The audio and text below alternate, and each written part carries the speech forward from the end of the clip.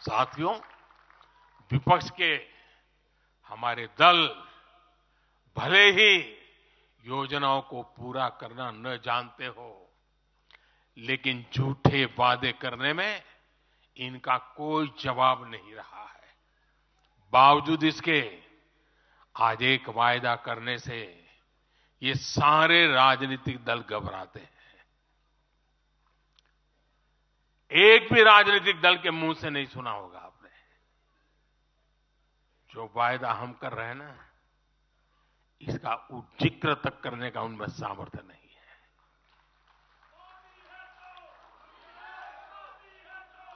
और हमारा वायदा है विकसित भारत का।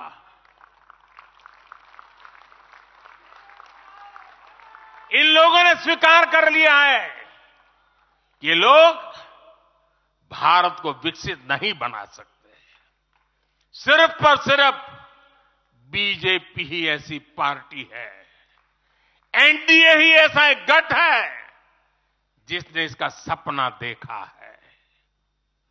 हम मिशन मोड पर भारत को 2047 तक देश जब आजादी के 100 साल मनाएगा, हम भारत को विकसित देश बनाने के लिए काम कर रहे हैं। हमने तीसरे टर्म में भारत को दुनिया की तीसरी बड़ी आर्थिक ताकत बनाने का संकल्प लिया है, और ये मोदी की गारंटी है।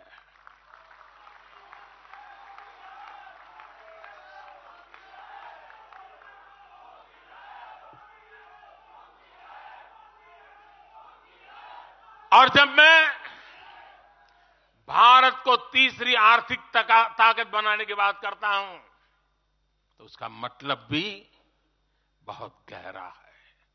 इसका मतलब है भारत के आर्थिक, सामरिक और सांस्कृतिक सामर्थ्य का कई गुना विस्तार, चहुं दिशा में विस्तार। साथियों, हम इसके लिए कितनी तेजी से काम कर रहे हैं, इसका हिसाब लगाना भी जरूरी है।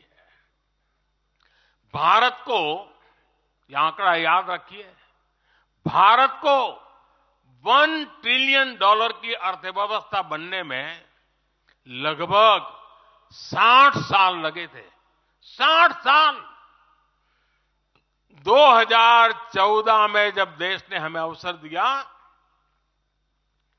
तो 2 ट्रिलियन मार्क भी बहुत बड़ा लग रहा था, लेकिन 10 वर्षों में हमने अपनी अर्थव्यवस्था में $2 ट्रिलियन और जोड़ दिया।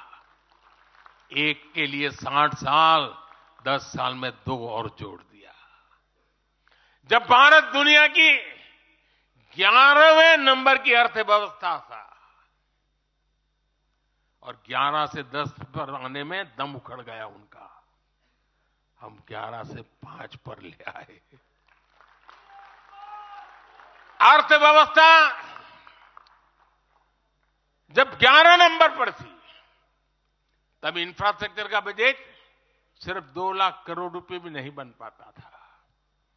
आज भारत 5वें नंबर की अर्थव्यवस्था है, तो भारत का इंफ्रा बजट 11 लाख करोड़ को पार कर चुका है। इसी वजह से आज गरीबों को 1 करोड़ों घर बन रहे हैं। आज गरीबों के घर तक पानी पहुंच रहा है। आज देश में रिकॉर्ड मेडिकल कॉलेज, अस्पताल, यूनिवर्सिटीज बन रहे हैं। गांव तक की सड़कें बन रही हैं।